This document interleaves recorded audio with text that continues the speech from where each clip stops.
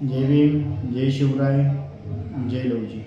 Me Sushil Suryakant Sarvagod, Republican Party of India Athawale साहेबांचा एक निष्ठावंत कार्यकर्ता व माझे वडील पॅन्थर सूर्यकांतजी सर्वगोड हे चळवळीमध्ये व Republican Party of India Athawale साहेबांसोबत खांद्याला खांदा लावून देणारे काम करणारे पॅन्थर. आज आम्ही त्यांच्याही नंतर आज पक्षामध्ये काम करत आहोत आणि काम करत राहणार आहोत आणि आठवले साहेबांसोबत शेवटपर्यंत राहणार आहोत. मात्र पुणे शहरामध्ये आज उमेदवारीनिमित्त काही भोंगळा कारभार हा कमिटीच्या 1, 2, 3 जणांच्या माध्यमातून बाहेर आलेला आहे.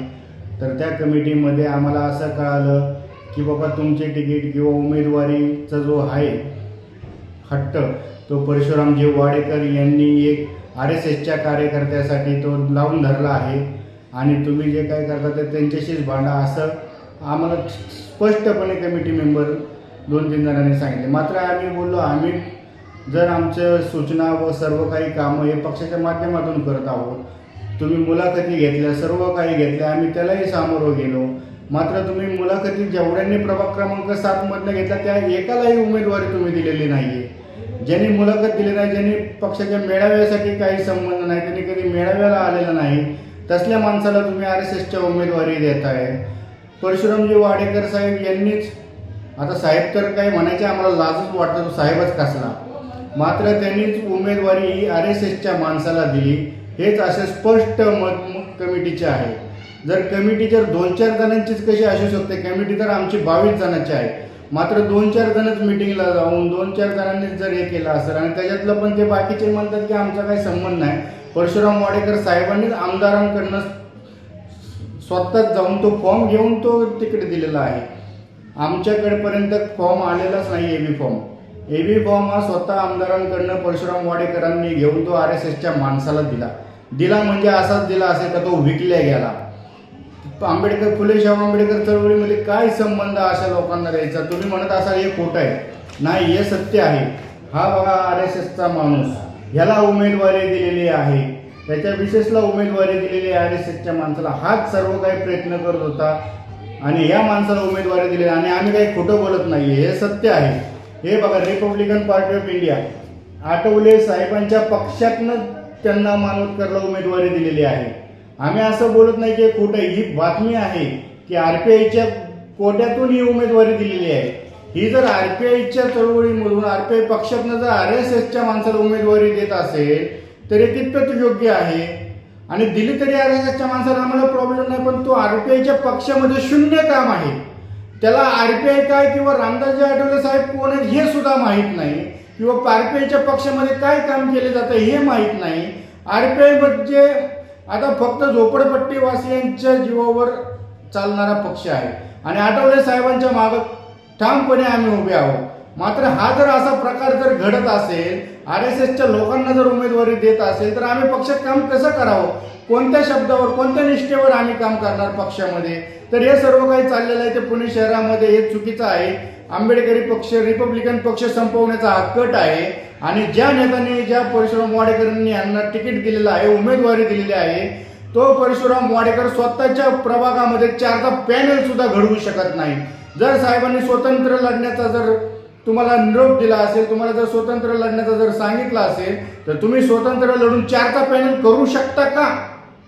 तुम्ही 4चा पॅनल काय, तुम्ही 2चाही पॅनल करू शकत नाही.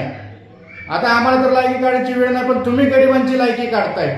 सरळ शब्दात बोलता की गरीब हा लढू शकत नाही, तू आपला उमेदवार हा बौद्धांचा निवडून येऊ शकत नाही, बौद्धांवरती टीका करतात आणि बुद्ध विहारामध्ये ऑफिस खोलून बसतात, सगळ्या सेटिंग करतात. हे चुकीचं नाहीये का?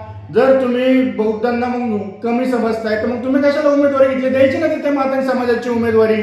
सर्वात जास्त मातंग समाज हा प्रभाग क्रमांक 8 मध्ये आहे, तरी सुद्धा तुम्ही का मातंग समाजाला उमेदवारी दिली नाही? हे चुकीचं नाहीये का? मात्र फक्त राजकारण करण्यासाठी यांनी हा उमेदवार इथे दिलाय. आमच्या समाजामध्ये मातंग समाजाचा उमेदवार होता ना, आम्ही सांगत होतो ना आमच्या पक्षातनं आमच्या मातंग समाजाचे उमेदवार आहेत म्हणून, त्यांनी पण हे फॉर्म भरलेला आहे, मुलाखत दिलेली आहे. त्यांना का डावललं तुम्ही? म्हणजे तुम्ही आमच्या सारख्यांना गरीब समजता, आमच्या सारख्यांना निवडून येऊ शकत नाही म्हणता आणि तुम्ही काय दिवे लावताय? तुम्ही 2चा तरी पॅनल करू शकताय का? आणि साहेबांचे निष्ठावंत म्हणता. तुम्ही पक्षात तरी 4चा पॅनल करून स्वतंत्र तरी निवडू शकता का? तुम्ही दुसऱ्यांना कसं नाव ठेवू शकता? आणि या अशा RSSच्या दलालांना आम्ही ठामपणे जाहीर निषेध करतो व आमच्या प्रभागामध्ये भाजपने RPIचा उमेदवार दिला नाही, त्यामुळे आम्ही भाजपचं काम करणार नाही, हा स्पष्ट आमचा सल्ला आहे. आणि आम्ही त्यांच्या मागे जाणार नाही. आम्ही रिपब्लिकन पक्ष, आम्ही एकनिष्ठ आहोत साहेबांशी, आठवले साहेबांशी, पक्षाशी अजून एकनिष्ठ आहोत. आम्ही गद्दारी करणार नाही. मात्र ह्या ज्या गद्दारांनी गद्दारी केलेली आहे, या गद्दारांनी तिथे जे प्रभाग क्रमांक 8 मध्ये इतके मोठे नेते झाले, इतके मोठे कार्यकर्ते झाले, त्या सगळ्या कार्यकर्त्यांची हकालपट्टी यांनी केली. एकाही कार्यकर्त्याला पुढे येऊ दिलं नाही, एकाही कार्यकर्त्याला नेता होऊ दिलं नाही. बघायला गेलं तर कालकथित पॅन्थर संजयजी कांबळे यांचंही खूप मोठं तिथं काम होतं, मात्र त्यांनाही टिकू दिलं नाही. गेल्या वेळेस त्यांच्या आमदारकीच्या निवडणुकीमध्ये वाडेकरांच्या त्यांनी स्वतःचं सोनं घाण ठेवलं, घर घाण ठेवलं, मात्र त्यांना पैसा पुरवला, त्यांना मदत केली निवडणुकीसाठी. मात्र काय झालं, निवडणूक झाल्यानंतर यांनी स्वतःचे घरं बांधली, फ्लॅट घेतली, गाड्या घेतल्या. आणि ज्या कार्यकर्त्यांनी यांना मदत केली, स्वतःचं सोनं घाण ठेवलं, स्वतःचं घर घाण ठेवलं, त्या कार्यकर्त्याकडे लक्ष दिलं नाही. म्हणून तो कार्यकर्त्याचे आमचे पॅन्थर काका होते संजयजी कांबळे, ते शेवटपर्यंत त्याला भांडत होते की माझं जे बायको असेल पोरं असेल ते भांडत होते, घरामध्ये वाद घालत होते की तुम्ही एवढं त्या नेत्यासाठी केलं, तुमच्यासाठी काय केलं. त्याच्यामुळे त्यांचा तो राग होता त्यांच्यावरती, त्यांना संपवण्याचं कामही यांनी केलं. परत तिथं पॅन्थर रमेश ठोसर होते, त्या रमेश ठोसरांनाही संपवण्याचं यांनी काम केलं, त्यालाही कधी नेता होऊ दिलं नाही, त्यांनाही पक्षात कधी पुढे येऊ दिलं नाही.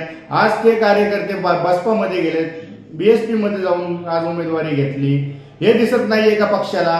आपले कार्यकर्ते सोडून चालले आहेत. कितीतरी रणजित केदारी झालं, ते सोडून गेले, विशाल आगळे झालं, आणखीन कितीतरी नावं असे अनेक कार्यकर्ते, फिरोज मुल्ला झालं, मुस्लिम कार्यकर्ते, त्यांनाही हाकलणारा हाच नेता. कित्येक तरी नेते आपल्या पक्षामध्ये आले, मोठे व्हायला लागले की यांना हाकलून दिलेले, यांची हकलपट्टी केलेली यांनी. मग अशा पक्षांमध्ये जर नेत्याला जर ठेवत असतील तर काय उपयोग आहे? म्हणून आमचे नेते रामदासजी आठवले साहेब, आपणास एकच विनंती आहे की अशा लोकांना पक्षात ठेवू नका, कारण की यांच्यामुळेच पक्षाची बदनामी होत आहे आणि यांच्यामुळेच आपला पक्ष वाढत नाहीये. छत्रपती शिवाजीनगर मतदारसंघामध्ये आम्ही जे आजपर्यंत यांनी बोलले, ज्यांना विरोध केला त्यांच्याशी आम्ही बोललो नाही, पण आज आम्ही खरं सांगतो, आज आमच्यावरही अन्याय झालाय. मात्र आज आम्ही त्याच वेळेस त्या लोकांसाठी झटलो असतो, भांडलो असतो तर कुठं आज आम्हाला नाही. मात्र आज बघायला गेलं, आम्हालाही पक्षात हकालपट्टी करायच्या हिशोबाने येतो, पण आता मी कोणाला भेट नाही, आम्हाला काही घेणं देणं. आम्ही डॉक्टर बाबासाहेब आंबेडकरांचे आम्ही आहोत आणि आम्ही लढणार आणि आम्ही असल्याला सोडणार नाही, कारण की यांनी हे चुकीचं केलेलं आहे. RPI पक्ष RSSचाच करण्याचा यांचा डाव आहे आणि सर्व जे उमेदवार दिलेले आहेत ते सगळे भाजपा RPI RSSचे दिलेले आहेत. RPIचा यांच्याशी काडी मात्र कुठेही संबंध नाही. हा सगळा आपला RPI पक्ष संपवण्याच्या नादात आहे आणि हा सगळा आपला RPI पक्ष संपवणार आहे. त्याच्यामुळे आमचे रिपब्लिकन पार्टी ऑफ इंडिया राष्ट्रीय नेते रामदासजी आठवले साहेब यांना एकच विनंती आहे, अशा गद्दारांना आणि गद्दारी करणाऱ्यांना नक्कीच तुम्ही हकालपट्टी करचाल, हीच आमची तुमच्याकडे विनंती करतो. जय भीम, जय शिवराय, जय लहुजी.